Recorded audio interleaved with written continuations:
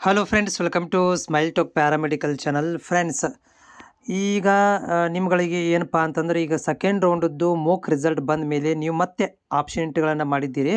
Final result ಸಲ ಕಾಯ್ತಾ ಇದ್ದೀವಿ. ನಿನ್ನೆ ಸೆಕೆಂಡ್ ಸ್ಯಾಟರ್ಡೆ, ಇವತ್ತು ಸಂಡೇ, 2 ದಿನ ಕೇದವರು ತುಂಬ ರೆಸ್ಟ್ ಮಾಡ್ತಿದ್ರು, ಹಾಲಿಡೇಗಳನ್ನು ತೊಗೊಂಡಿದ್ರು.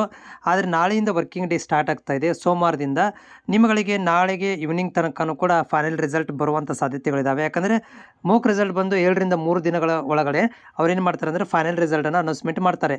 ನಾನು ಎಕ್ಸೆಪ್ಟೇಷನ್ ಮಾಡಿದ ಹಾಗೆ ನಾಳೆಗೆ ನಿಮಗೆ ರಿಸಲ್ಟ್ ಬರುವಂಥ ಸಾಧ್ಯತೆ ಇದೆ. ಸೆಕೆಂಡ್ ರೌಂಡದ್ದು ಫೈನಲ್ ರಿಸಲ್ಟ್ ಬರುವಂಥ ಸಾಧ್ಯತೆ ನೆನಪಿಟ್ಕೊರಿ. ಸೆಕೆಂಡ್ ರೌಂಡದ್ದು ಫೈನಲ್ ರಿಸಲ್ಟ್, ಥರ್ಡ್ ರೌಂಡದ್ದು ಅಲ್ಲ ಇನ್ನೂ.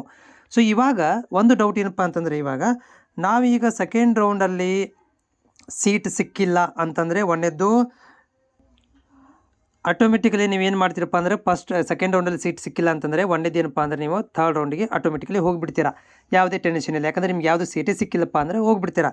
ಆಮೇಲೆ ಇನ್ನೊಂದೇನಂತಂದರೆ, ಈಗ ಸೆಕೆಂಡ್ ರೌಂಡಲ್ಲಿ ನಿಮಗೇನಾದರೂ ಸೀಟ್ ಸಿಕ್ತಪ್ಪ ಅಂತಂದರೆ ನೀವು ಕಂಪಲ್ಸರಿ ಅಡ್ಮಿಷನ್ ಆಗಲೇಬೇಕು.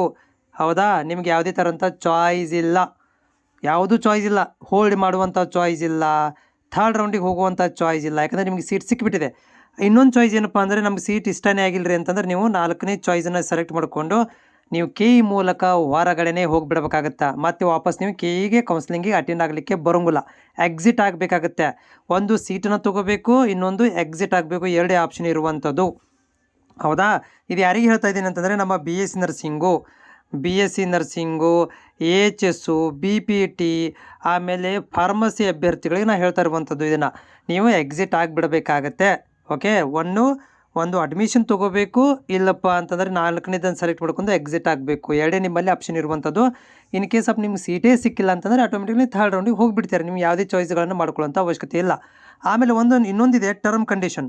ಥರ್ಡ್ ಚಾಯ್ಸ್ ಮಾಡ್ಕೊಳ್ಬೋದಿಲ್ಲ ಅಂತಿಲ್ಲ, ಆದರೆ ನೀವು ಅದನ್ನು ಹೋಲ್ಡ್ ಇಟ್ಟು ಹೋಗ್ಬೋದಿಲ್ಲ ಅನ್ನೋಂಗಿಲ್ಲ. ಅದು ನೀವೇ ಏನು ಮಾಡಬೇಕಾಗತ್ತಪ್ಪ ಅಂದರೆ ಕೆ ಇ ಮೂಲಕ, ಅದು ನಮ್ಮದು ಬಿ ಎಸ್ ಸಿ ನರ್ಸಿಂಗಿಗೆ ಕೊಟ್ಟರೋ ಬಿಟ್ಟರೋ ಗೊತ್ತಿಲ್ಲ. ಈ ವರ್ಷ ಏನು ಮಾಡಿದ್ರಪ್ಪ ಅಂತಂದರೆ, ಅದನ್ನು ನಿಮ್ಗಳಿಗೆ ಇದನ್ನು ಮಾಡ್ಕೊಳ್ಬೋದು.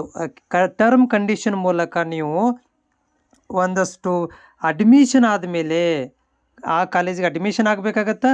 ಅಡ್ಮಿಷನ್ ಆದಮೇಲೆ ನೀವು ಒಂದು ಅಪ್ಗ್ರೇಡ್ ಅಂತ ಹೇಳಿಕೊಂಡು ನೀವು ಥರ್ಡ್ ರೌಂಡಿಗೆ ಹೋಗ್ಬೋದು. ಅದು ಟರ್ಮ್ ಕಂಡೀಷನ್ ಇದೆ.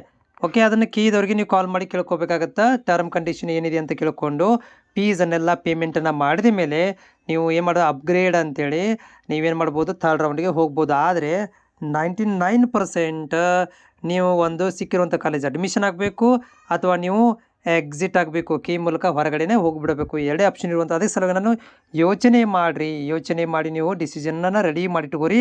ಏನು ಮಾಡಬೇಕು ಮುಂದೆ ಅನ್ನೋದನ್ನು ಡಿಸಿಷನ್ ಇವಾಗಲೇ ರೆಡಿ ಮಾಡಿಟ್ಕೊಳ್ರಿ. ನಾಳೆಗೆ ಅಥವಾ ನಾಳಿಂದನೇ ಸ್ಟಾರ್ಟ್ ಆಗುತ್ತೆ ನಿಮಗೆ ರಿಸಲ್ಟ್ ಬರಲಿಕ್ಕೆ. ನಾಳೆಗೆ ಬಂದರೆ ಒಳ್ಳೆಯದು, ಅದು ನಾಡ್ದು ಬರ್ಬೋದು. ಬಟ್ ನಾನು ಎಕ್ಸೆಪ್ಟೇಷನ್ ಮಾಡಿದ್ದು ನಾಳೆಗೆ ಬರುತ್ತೆ ಅಂತೇಳಿ. ಬಂದರೆ ಒಳ್ಳೆಯದು, ಬರಲಿಲ್ಲ ಅಂದರೆ ಅದು ತಿಳಿದಾಗ ಬರುತ್ತೆ. ಬಟ್ ಏನೋ ಬರಲಿ, ನೀವು ಈ ಒಂದು ಚಾಯ್ಸ್ಗಳಿಗೆ ರೆಡಿ ಆಗಬೇಕು.